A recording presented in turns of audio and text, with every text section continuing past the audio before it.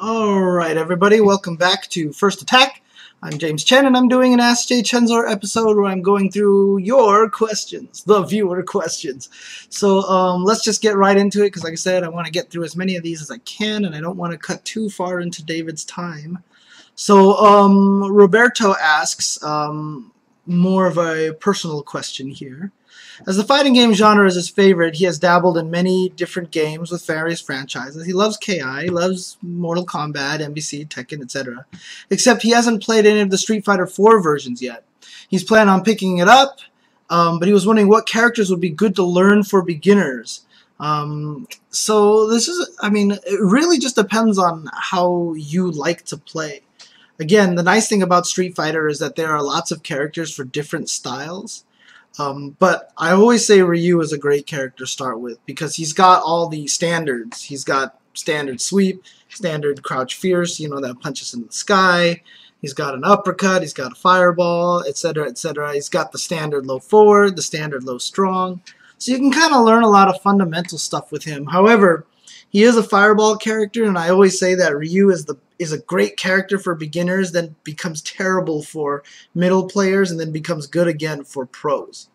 So Ryu is a good way to start. Ken is another good character to start because Fierce DP does get you out of a lot of situations. It's a good panic move, and that's why you see a lot of flowchart Kens online.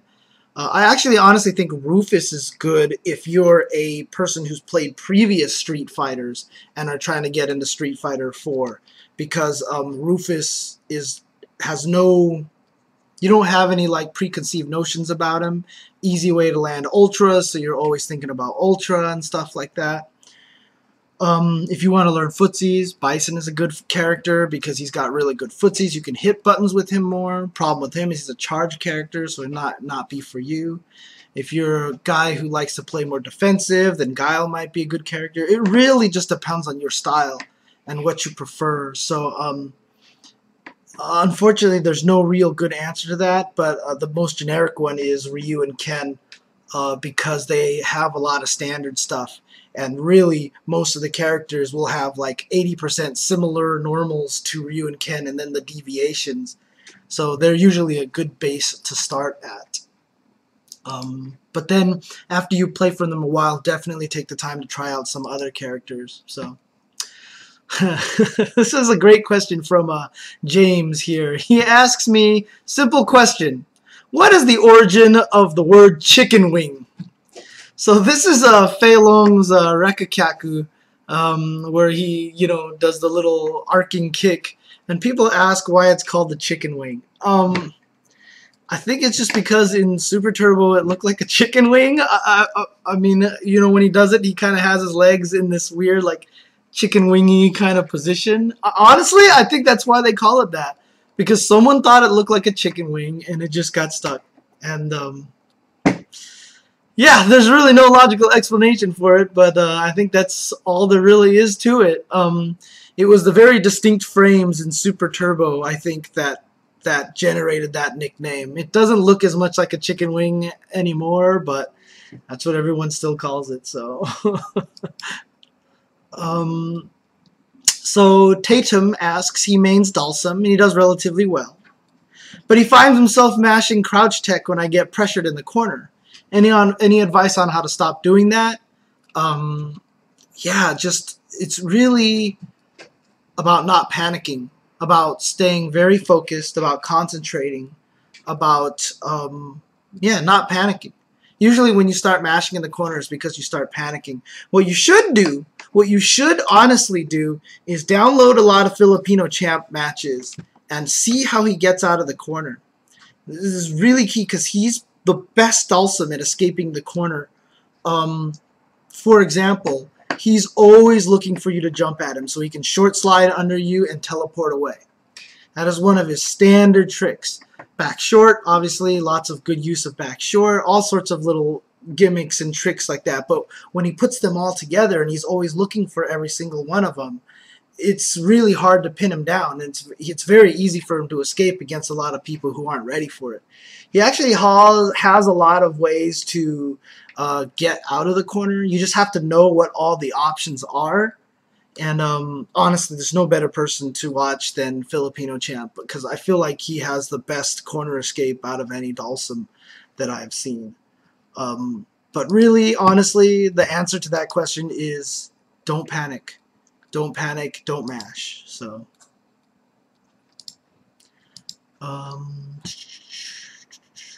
here's an interesting question from Adam. He says, can you give a general list of what games have active communities? You know, games that are played in person, games that are active online.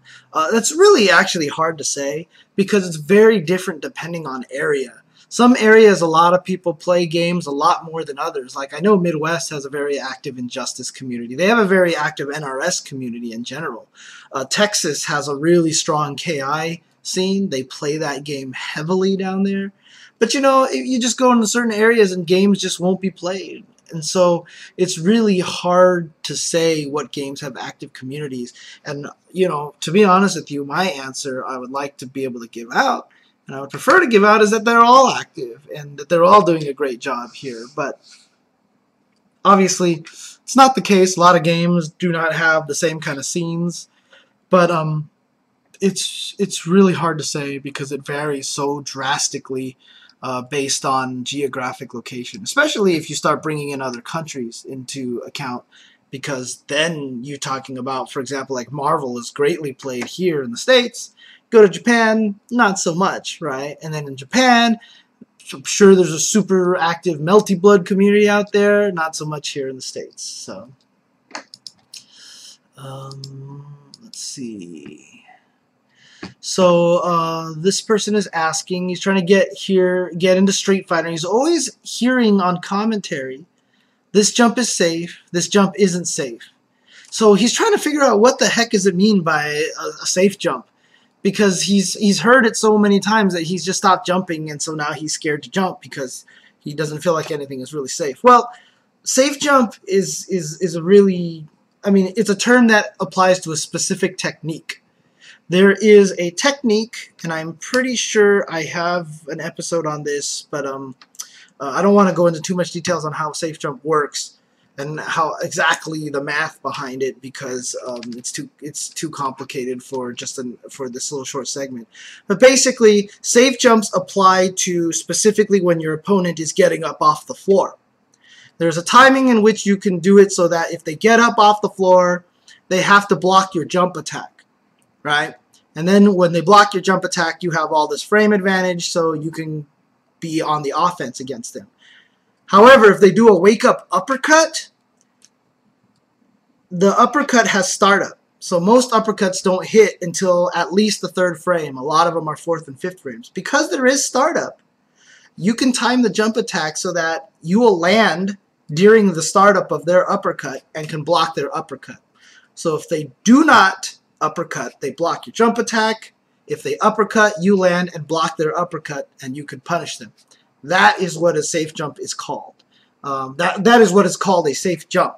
So it's not while they're playing around and someone jumps or something like that. That has nothing to do with safe jumps or not safe jumps. It's specifically for timing when a character gets up, and it's a specific trick to make it so that the jump that you are performing cannot be punished in any way, shape, or form, unless it's certain specific characters. But again, it's very rare, like Able EX Tornado Throw. But it's a very rare situation that a character has something like that.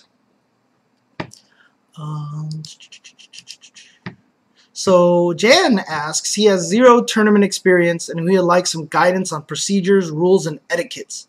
For example, how does he know where to play his matches? What happens if he has to play multiple games at the same time?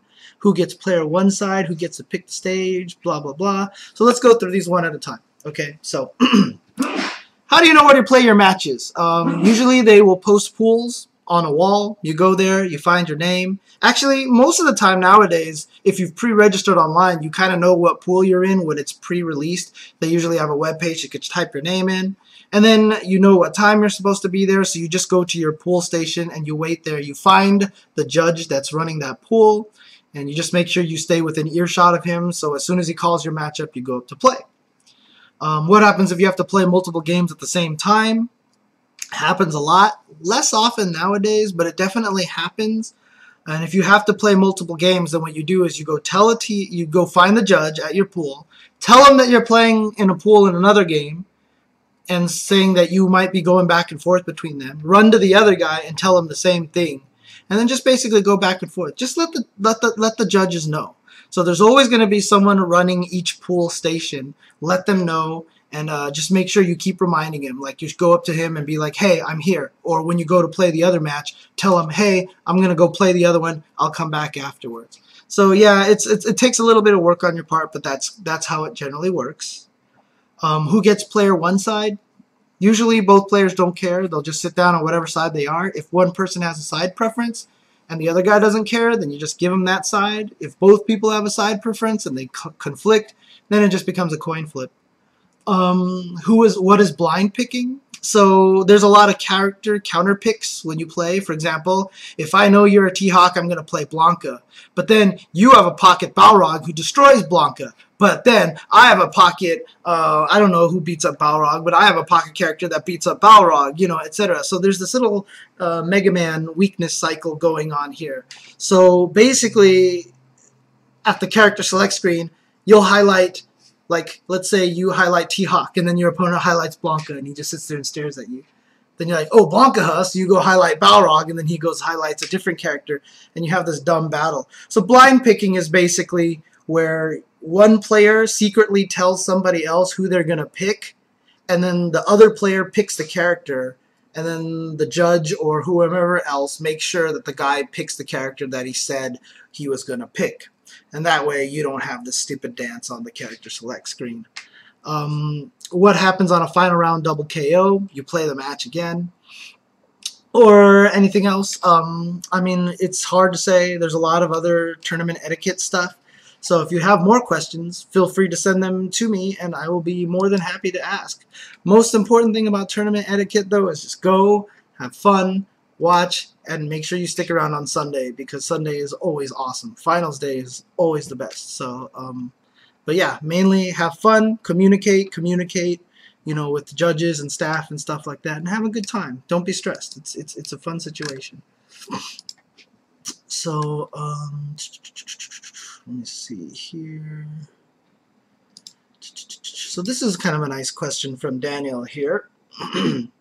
So, relatively new Street Fighter player, and he loves the great community that he has in his city. We're a small group of players, so he has a small group of players, and even though he gets beat up, he understands. He thinks he's not too terrible at the game, and he's striving to improve. But mainly the thing is that he really loves the community. He really wants to give back, and he says most content producers tend to be much more experienced or high-level players. As much as I want to add to the community, could I not be ready to give back yet? Obviously not through tutorials, but through other means like articles, training logs, discussion groups. Is there a way or place for lower level players to contribute to the community? Or is that reserved for high level players with knowledge and experience? Dude. Lots of people in the fighting game community who are doing work are not good players anymore. That was the whole reason why, the Canon Award was so important for me to have been created, because there's so many people out there who do amazing jobs for the community that don't get the recognition because they weren't strong enough players to do well in events and stuff. So there's a lot of unsung heroes who just weren't getting what I felt like was their due credit. So you can help out in a million different ways. Volunteer to help be a judge at an event, for example, and if you continue doing that at your local or at, events, like let's say you just live in Florida, you travel to CEO, and you're like, hey, I will volunteer to be a judge, and you do a good job with that, and you run it smoothly, people will notice these things. People will notice when you do a good job. And so it's very easy. There's so many different ways to contribute. The most important thing, though, is don't try to do something outside your means. Figure out what you like, figure out what your talent is, and figure out how to apply that to the fighting game community. For example, a guy like Boss Logic, right? wonderful artist, graphic artist. He can do lots of really cool things with Photoshop and stuff like that. So what did he do? He made trailers and he made posters and he does a lot of artwork for it. Guys like, you know, for example, Evo, when we do the intros and we want music for the intro videos, we reach out to all the musicians in the community. Guys like Hans, Offcast, they really got into streaming. They really started to enjoy this process. So that's where they started gearing towards. It's really just about finding out what it is that you like to do and trying to apply your talents. Now, if you don't feel like your talents can be applied, then it's really just about volunteering and just trying to be active in being helpful and helping the community and just doing your best to help the scene grow as much as you can. Be welcoming to new players who show up, be a voice, help organize the Facebook group, help organize Twitter, you know, reach out to people. There's all sorts of ways you can do stuff, but honestly, I really, really think that you need to try your best to play to your strengths. That's usually the best way to go. So, but it's great that you want to help out with the community, and I really hope you can find a role for yourself to fit into. So let's see. So here's one of these questions here. So Mark is asking, and he's been playing Street Fighter more and more online. It's been pretty frustrating. More frustrating than the online shenanigans is what's going on in my own game. He doesn't know what it is, but every time he scores an opponent, he can never seem to capitalize. You know, I've said on the show before that combos are just an extension of Street Fighter and aren't absolutely necessary. But whenever he hits his opponent, he'd like to be able to do more and get maximum damage and stuff like that. You know, when he tries to hit his opponent, they always block. Whenever he goes and jump into, you know, he just basically has trouble opening up the opponent. So not only do I don't follow up for more damage, my grab will whiff, I open myself for combo, how can I train my eye to, you know, so it's a lot of the very, very common frustrations. And I say that not as a means to put it down, but as a means to encourage you, because this is what everybody goes through. This is just problems and problems. And again, a lot of it stems from panicking. A lot of it stems from not having a plan.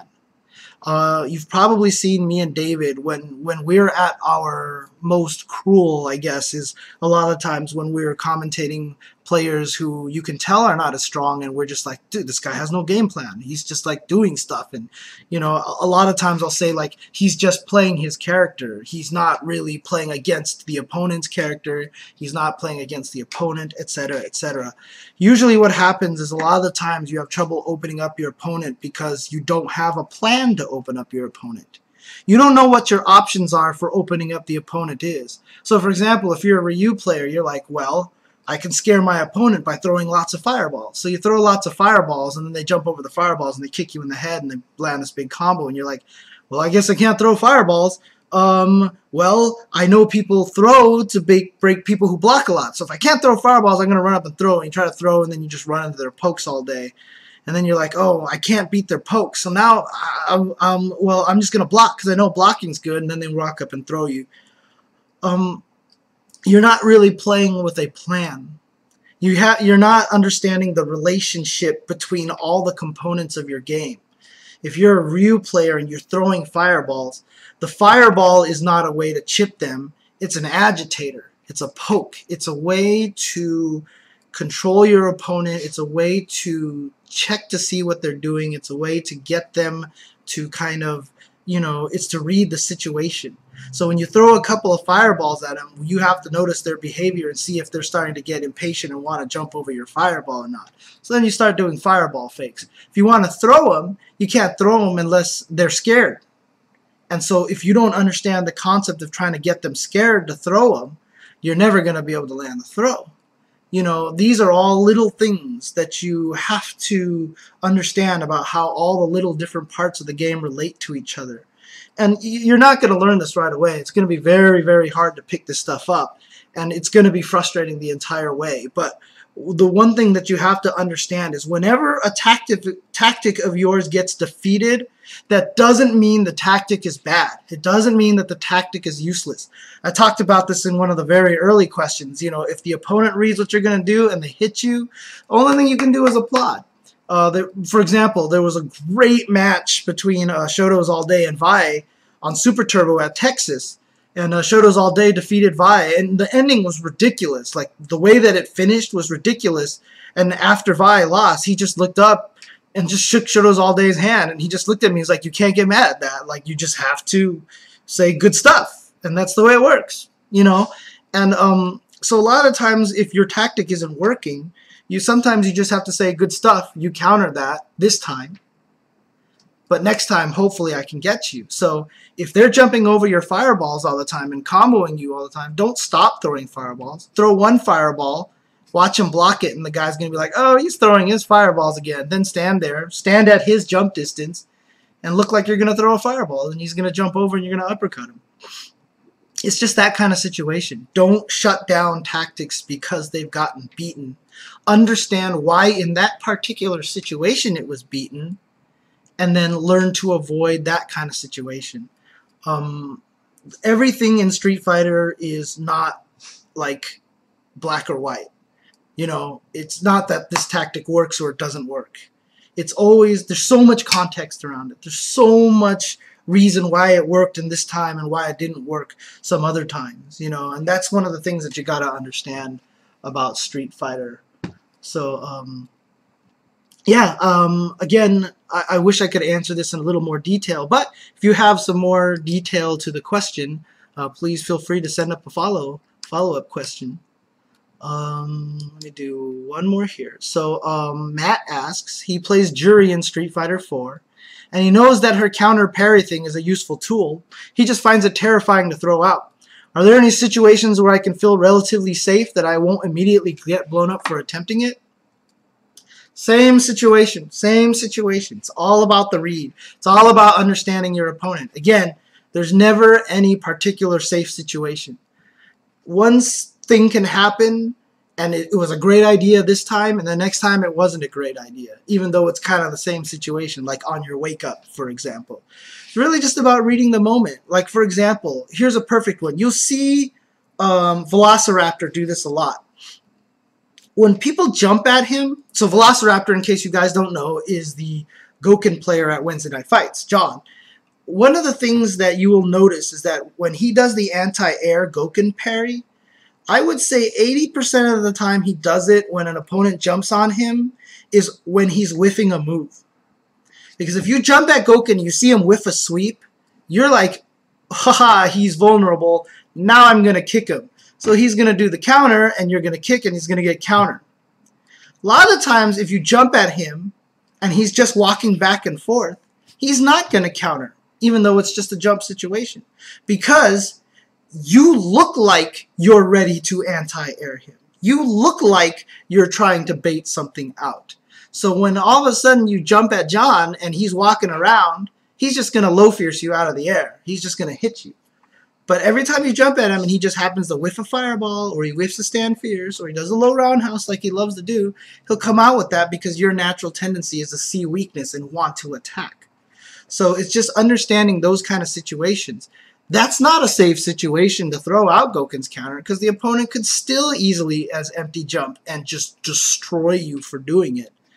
But you just have to read the moment. You have to understand the situation of it. So again, no one answer to these kind of things. It's always going to be varied. So he has 3 questions here.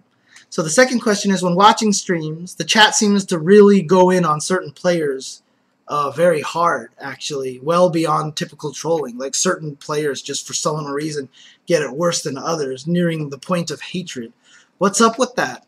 And that's just internet douchebaggery, right? I mean, that's the internet, the greater internet fuckwad theory from Penny Arcade, right? Which is, you give anonymity and an audience and like totally normal sane person, and they just turn into a total fuckwad, right? And that's the way it works on the internet.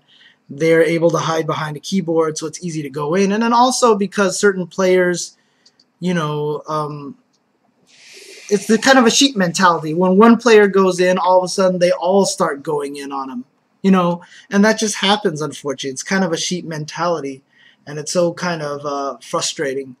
to see that. And really, honestly, there's really just no answer outside of that. It's just people have the opportunity, they think it's funny, they jump in on it. And just hopefully people can be better about it and not go in on people for absolutely no reason. And I don't want to go down that path saying like a lot of people are jealous, you know what I mean, like, oh, why is this player sponsored, blah blah, I'm better, this person doesn't deserve to be sponsored, they suck, blah blah blah, that kind of thing.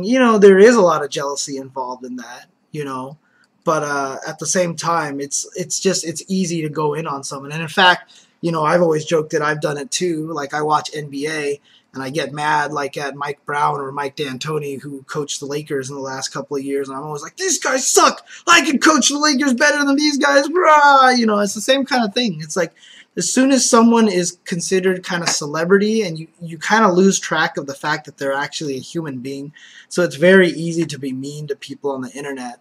So it's just the way it is. I'm not saying that it's good or it's right, and we should stop it. We should call it out more, and we should all generally just try to be nicer people on the internet. But I'm basically asking to change human nature. It's very hard. So, and then he also asked me about a game called Vanguard Princess, which I do not know anything about and I haven't played. But apparently, he says was made by one person, and that's really cool. So. Okay, I'm going to take one more break. I'll do a few more questions, and then we'll jump over to David for level 3 focus. So, yeah, we'll be right back, guys.